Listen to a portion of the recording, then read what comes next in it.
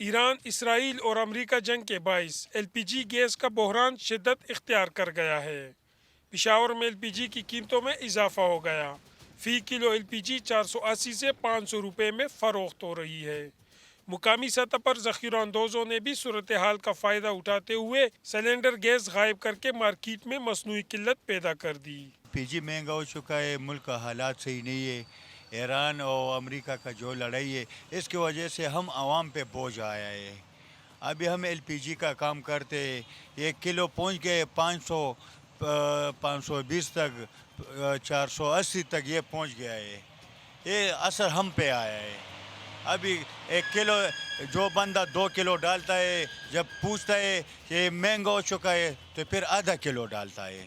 L P جی کی قیمتیں بڑھنے سے شہری پریشان دکھائی دیے۔ سرکاری نرخوں پر گیس دستیاب نہیں اور مجبوری کے تحت مہنگے داموں خریدنا پڑ رہی ہے، جس سے گھریلو بجٹ متاثر ہو رہا ہے۔ پی جی بھی مہنگے ہے، پیٹرول بھی مہنگا ہے، وہ چیزیں بھی مہنگا ہے۔ اتنا مہنگائی ہے، بس ہم کچھ کما نہیں سکتے یار۔ حکومت سے مطابلہ ہے جو بس کچھ سستا کر یار، ہمارا بھی مزدوری ہوا ہے، غریب لوگ ہیں۔ ایل پی جی ہے وہ بھی کافی مہنگی ہو گئی ہے۔ ایک تو گھروں میں گیس نہیں ہوتی، ہمارے اوپر فکس ٹیکس لگا دیے گئے ہیں، فکس ٹیکس کے باوجود بھی گیس نہیں آ رہی، تو ہم کیا کریں؟ ہم نے مجبوراً ایل پی جی استعمال کرنی ہے۔ اگر ہم ایل پی جی استعمال کرتے ہیں تو وہ 200 سے لے کر 230 240 تک تھی کلو، اب 500 550 روپے کلو ایل پی جی، تو اب مطلب ہے غریب آدمی کہاں جائے؟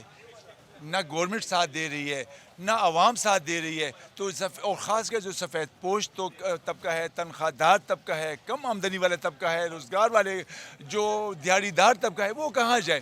دوسری جانب دکانداروں کا کہنا ہے کہ درآمدی سپلائی متاثر ہونے کے باعث قیمتوں میں اضافہ ناگزیر ہے۔ سپلائی نہیں آ رہی، اسی لیے ریٹ اوپر جا رہے ہیں۔ ماہرین کے مطابق اگر مشرق وسطی کی صورتحال مزید خراب ہوئی تو پاکستان میں توانائی بحران مزید شدت اختیار کر سکتا ہے۔